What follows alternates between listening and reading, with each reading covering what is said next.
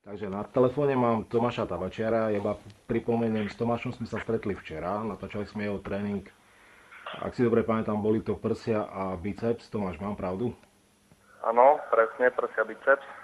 No ja som za tebou prišiel s kamerou kvôli tomu, lebo som sa dozvedel, že aktuálne si v príprave na majstrovstvá Slovenska, ktoré sa uskutočnia v Košiciach. Ja sa tomu teším.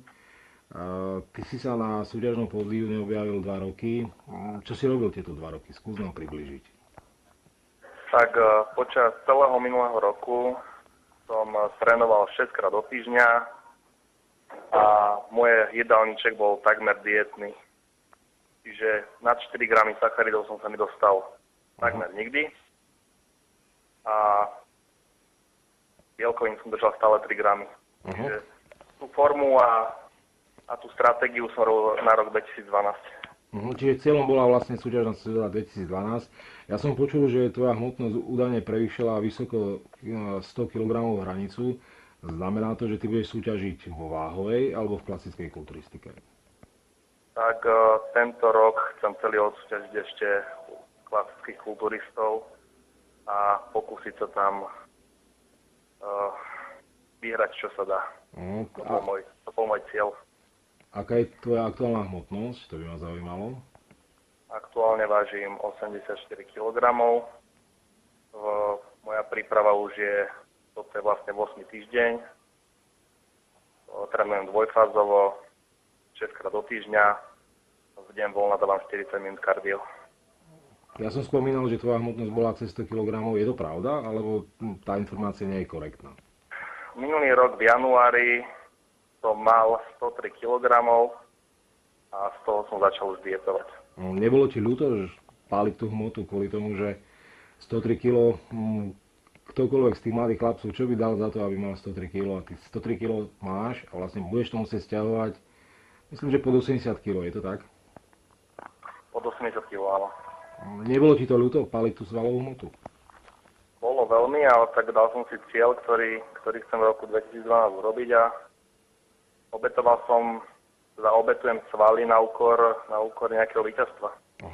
Ja iba pripomeniem, ty si majster Európy a absolútny majster Európy v klasickej kulturistike. Ideš opäť na Európu, alebo chcel by si sa nominovať na Európu, ak sa ti to podarí, aby som bol presnejší.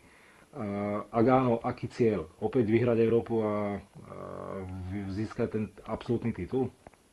Tak hovorím to každému, netrenujem 12 krát do týždňa preto, aby som skončil druhý. Ty si spomenul 12 krát do týždňa. Dá sa takýmto tréningom nabudovať svalová hmota? Čo si zmenil, čo sa týka tej prípravy? Ešte tej svalovej hmoty je tam dosť u mňa. Ja som sa zameral hlavne na tvrdosť a kvalitu. Toto je môj cieľ. Svalov je tam kopec a ja aj tak musím stiahovať tú váhu, takže toto je moja priorita. Ja som ťa videl včera, takže ja predbehnem to, čo vlastne diváci uvidia na Izlave v niektorom z videoklipov. Máš masívne páže, tie páže sú neuveriteľné. Čo vlastne na nich robíš, akým spôsobom ich trénuješ? Je to genetika, alebo vlastne máš nejaké tajomstvo? Tajomstvo tam není žiadne, to vieš. Tie ruky boli vždy celkom dobré. No a funguje mi na ne takmer všetko. Aký máš obvod páže aktuálne? Aký bol, povedzme, v tej objemovke? To by ma zaujímalo. Lebo ak si dobre pamätám, keď sme boli za tebou pred tými 2 rokmi, pred majstrovstvami Európy, tak spomínal si, že údajne je tam cez 50 cm. Ešte môj strop obvod ruky bol 53 cm. Myslím si, že teraz to môže byť 49-50. Neuveriteľné. Tvojím handicapom bola šírka pliec. Včera som ťa videl, tie plecia sú guľaté. Čo si robil na tie plecia? Zmenil som tréning celkovo pliec, lebo som veľa tlakov spoza hlavy, čo som nerobieval vôbec. A veľa roztažovačiek, ale nie s rovinou zeme, ale snažil som sa ich dvíhať čo najvyššie. Možno taká zmena, možno im to pomohlo. A ako si na tom silovo? Lebo opäť, ak si dobre pamätám, pred tými 2 rokmi si tam dal nejaké údaje, ktoré u mnohých tých návštevníkov nášho webu spôsobovali pochybnosti, že či tie údaje sú reálne. Skús nejaké silové údaje aktuálne, aby sme vedeli, ako si na tom siloval. Aj na Facebook som pridal, myslím, z minulého roku som dal 215 alebo 223 krát na bench press. Ale ale potom už som nechal trošku stranou tie váhy a zameroval som sa na väčšie počty opakovaní, na tú tvrdosť, na tú kvalitu, čiže sám vie, že kulturistika není o tom, koľko zvihneš, ale ako vymoduluješ daný sval. Súhlasím, nie je to o sile, ale je o tom vzhľade, toto je podstatné a hlavne u tých klasikov je to rozhodujúce. A opäť, ak si spomínam na tú minulosť, tak ty si mal problémy s prezentáciou, s pozovaním, ako si na tom teraz? No tak snažím sa po nejakých tréningoch trošku pozovať. Včera si ma videl, trošičku sme zapozovali, no myslím si, že to bude teraz lepšie. Vieš, aj mne sa to páčilo, dobre sa na teba dívalo, bolo vidno, že popracoval si na tom a tá dvojročná pauza vlastne nebude nejakým handicapom. Určite zmenou je aj tvoja nová práca, kvôli tomu, že pred tými 2 rokmi, keď sme za tebou chodili, tak si pracoval v stavebnej firme, takže pochvál sa, ako to vyzerá pracovne s tebou. Mám nové zamestnanie, tomu som veľmi, veľmi rád.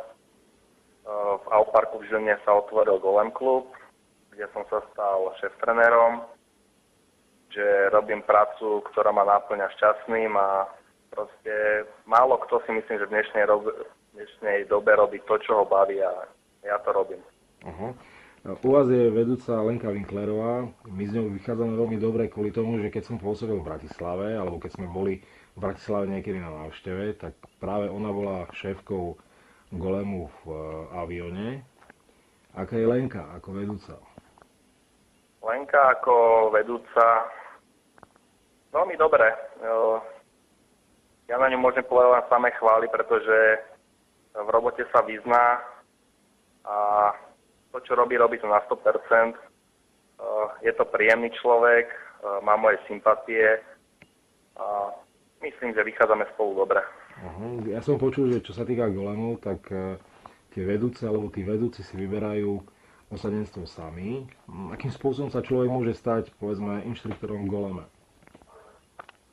Inštruktorom golema, myslíš ako trénerom, áno? Tak. Tak ja ako šéf-tréner mám na starosti túto vec, vyberať trénerov. Samozrejme, okrem mňa sú tu už ďalší 3 tréneri, veľmi šikovní a študovaní, čiže sú to chalani zo školy z Bratislavy z telovýchovy. No a hlavne majú aj nejakú tú prax.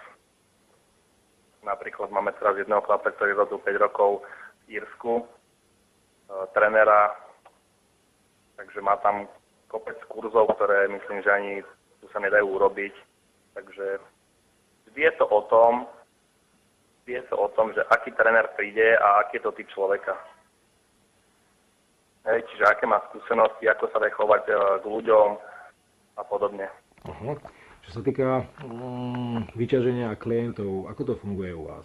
Kvôli tomu, že poznám fitness centra, kde vlastne človek je na 100% zamestnaný